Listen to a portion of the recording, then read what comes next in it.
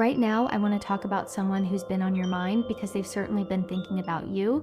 There's this energy of bells ringing in the distance, and with it comes a message that's particularly touching. Someone wants to be with you, but they're being cautious about how they approach. They're holding back, feeling nervous, almost like they're standing at your door, but can't quite bring themselves to knock yet. This energy is so palpable right now, like I can literally feel the weight of their hesitation mixed with their deep desire to reach out to you. It's one of those moments where someone knows exactly what they want to say, but they're terrified of actually saying it. This isn't someone who's confused about what they want. They know exactly what they're feeling. They know they want to be with you. But here's the thing, they held back their truth from you at some point. They didn't reveal something important, and they're very aware of that now. They're not over this connection, not even close. There's this Two of Swords energy sitting right on top of everything, like they haven't actually said what they need to say to you yet. When you scratch under the surface and peel away all the layers, what sits at the center is this simple truth. I want to be with you. Everything else is just noise and fear wrapped around that core feeling. This person has been carrying this truth inside them, probably for longer than they'd like to admit, and it's becoming harder and harder for them to keep it contained. The reason they're being so cautious is actually because they care so much. If this person didn't care at all, they'd just send the message without thinking twice, but they feel like they need to be careful here. Maybe this person has dealt with your frustration or your anger at some point. Maybe they know you're annoyed with them. There's definitely a fear of rejection playing into this. I'm picking up that they might have experienced some fire energy from you before, and now they're genuinely afraid of how you might react. They remember how you responded to something they did or didn't do, and that memory is influencing every move they're considering making now. They're worried you might just ignore them completely, not respond at all, and that terrifies them more than an angry response would. At least anger shows you still care, but silence feels like erasure to this person. This person has been thinking about reaching out for quite a while now. They've been evaluating whether they should or shouldn't, going back and forth in their mind. The Seven of Pentacles is showing me they've been sitting with this decision, weighing their options, looking at this situation from every possible angle, and layered on top of that is this uncertainty about how you'll receive them. They have this truth they want to come forward and share with you, like a deposit they want to make into your life, but they don't even know if you'll be willing to open that door. Will you even accept what they're offering? The Three of Pentacles is coming through, which tells me this person is genuinely hoping for some kind of cooperation here. They want to build a bridge with you to create something collaborative and stable between you both, because the Five of Cups is making it very clear they are not over you, not even a little bit. There's still this sadness, this grief energy around them that hasn't fully healed. This person feels like you've put them in your past, like you've moved on and left them behind. For some of you, this could be someone who chose somebody else in the past, or maybe they chose their work or some other priority over you. Now they're seeing you as so vibrant and moving forward with your life, while they feel like a ghost, just this lingering energy that you're not even aware of anymore. They see themselves as the one who's stuck while you're flourishing, and that's eating at them. You're ahead of them in every way that matters, living your life, growing, evolving, while they feel frozen in time, trapped in the moment they lost you. It's like watching someone you love through a window, seeing them thrive, but knowing you're not part of that world anymore. That's the energy this person is sitting in right now. Looking at who this person is, I'm seeing the corset, the magnet, the birds, and the Black Widow in the oracle cards. This is someone who feels like they're being held together by some sort of boundary or constraint. For some of you, maybe you told them not to contact you again, to lose your number, or to come back when they've figured out their life. There's this energy of them trying to hold everything together, like a corset that's laced too tight and the buttons are about to pop off. They're maintaining this composure, this structure, but underneath it all, they're bursting at the seams with everything they want to say to you. The Magnet card is all about longing, that pull toward you that they can't shake, no matter how hard they try. This person is bound to something, whether that's another person, their work schedule, or just circumstances that keep you apart. You two have been like ships passing in the night, and this person feels almost suffocated by whatever's keeping you separated. They want to pull off that restrictive corset and just breathe to finally be free to express what they're really feeling without all these constraints. This is definitely someone who longs for you, desires you, is genuinely attracted to you on every level. They want to seduce you in a way to draw you back into their energy, and they're absolutely still feeling your energy strongly. Even with distance or time between you, that connection hasn't faded for them at all. The Birds card shows this agitated, nervous energy around communication.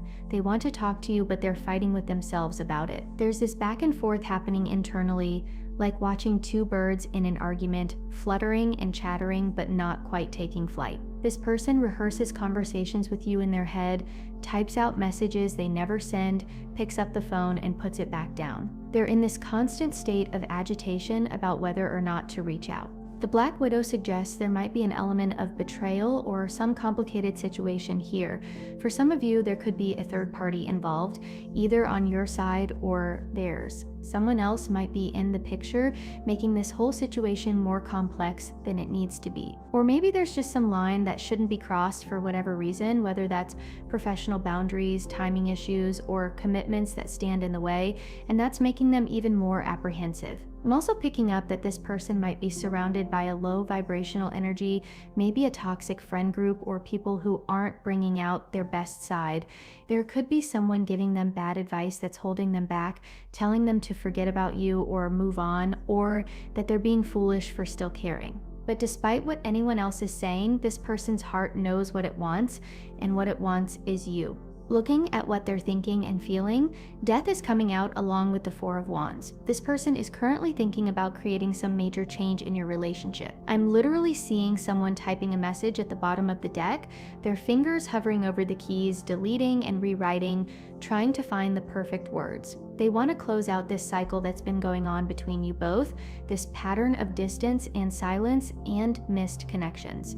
They want to figure this out and actually get things moving forward instead of staying stuck in this limbo. Despite their caution, they're motivated, they're sure about this, they're sure about you. There's no doubt in their mind about their feelings. The Sun card is showing me that you make this person happy. Genuinely happy in a way that lights them up from the inside, and they've known this for a long time. These feelings aren't new or sudden, they've been constant for quite a while, like the sun rising every morning without fail. This isn't something they just recently realized or some passing fancy. No, you've been on their mind consistently, bringing them joy even in your absence. They think about you and smile.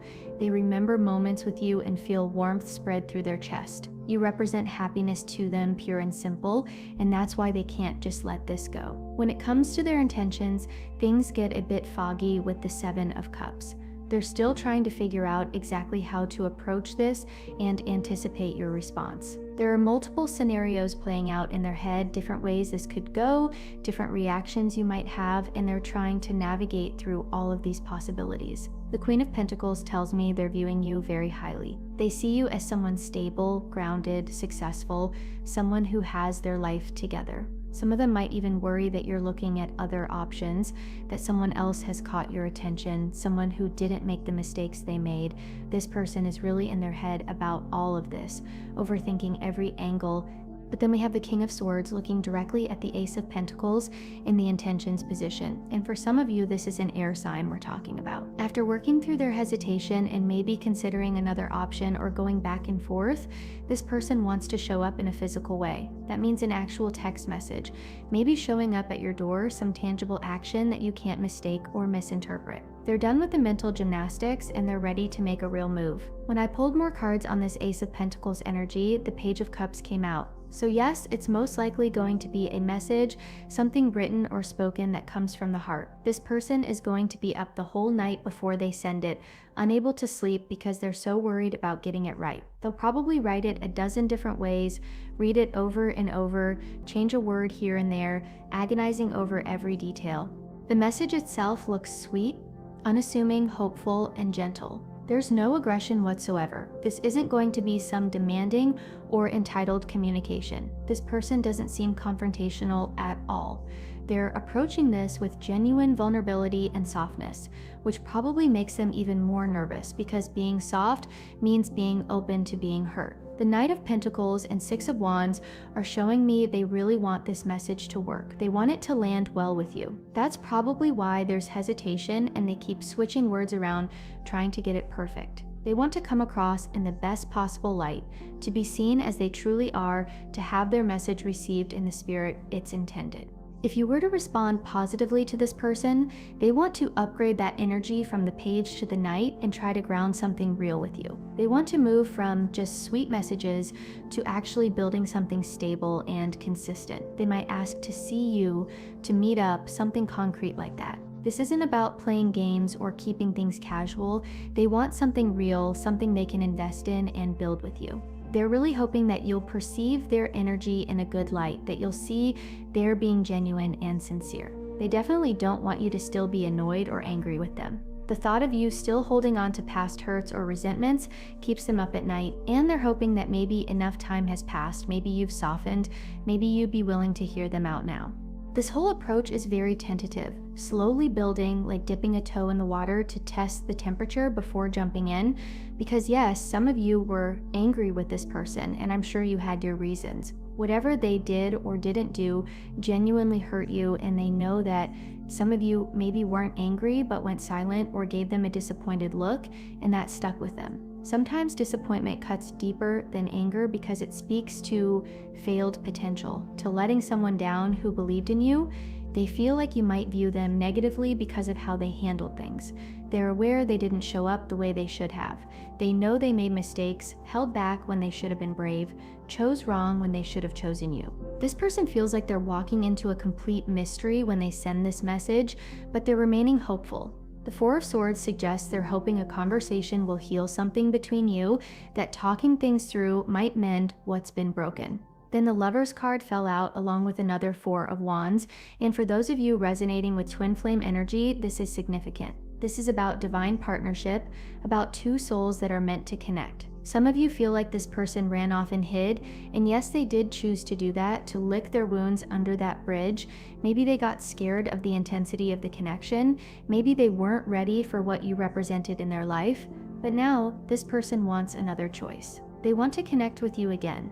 That's really what the Lover's card is emphasizing here, this desire for union, for choosing each other consciously and deliberately.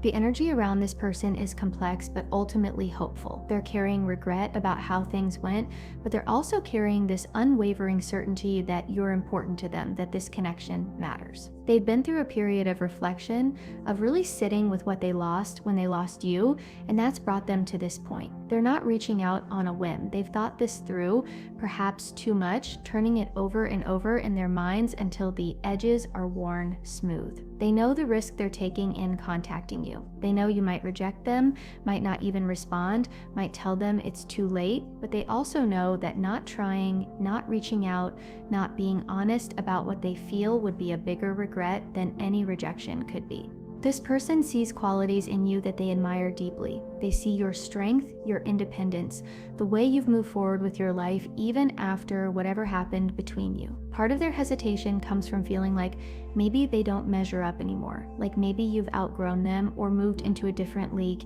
entirely. They're intimidated by your growth while also being incredibly attracted to it. It's that magnetic pull again, that sense that you're exactly what they want, but they're not sure if they're what you need. They're hoping that what they're offering, this honest communication, this vulnerable reaching out, will be enough to at least get a conversation started. There's something really touching about the energy here, this combination of knowing exactly what they want while being terrified to go after it. It speaks to how much you actually mean to them. If you didn't matter, there'd be no fear. The fear exists because the stakes are so high. You're not just anyone to this person. You're someone they think about when they wake up and before they fall asleep. You're someone whose opinion of them genuinely matters. You're someone they measure other connections against and find those connections lacking. Even if they tried to move on, even if they explored other options, they keep coming back to you in their mind. The timing of this reaching out is interesting too. Whatever's been holding them back is starting to loosen its grip. Whether that's their own fear, external circumstances, or advice from others, something is shifting. They're starting to prioritize what they actually want over what feels safe or what other people think they should do. That's growth, even if it's slow, even if it's happening later than you might have wanted. And they're hoping you'll recognize that growth, that you'll see they're not exactly the same person who hurt you or let you down before. They've been doing their own work, their own reflection, even if they haven't been sharing that process with you. So that's what I'm seeing in your reading for this upcoming month of February. This is someone who knows what they want, who's been thinking about you constantly, who's gathering the courage to reach out even though they're terrified of how you might respond. They're hoping that maybe, just maybe, you'll give them another chance to show you what they're really feeling. They're hoping that the message they're crafting so carefully will open a door instead of closing one. They're hoping that you'll see past whatever happened before and be willing to explore what could happen now. Whether you choose to respond or not is entirely up to you, but know that when that message comes, it's coming from a place of genuine feeling, genuine longing, genuine desire to make things right. I hope this reading has brought you some clarity and helped you understand what's happening in your connection. Thank you so much for being here, and I hope you have a wonderful day ahead. Tarot cards extracted from script: 2 of Swords, 5 of Cups, 3 of Pentacles, 7 of Pentacles, Death, 4 of Wands, the Sun, Temperance, King of Swords, 7 of Cups, Queen of Pentacles, Ace of Pentacles, Page of Cups, Knight of Pentacles, 6 of Wands, 4 of Swords, the Lovers, Oracle cards, the Corset, the Magnet, the Birds, the Black Widow,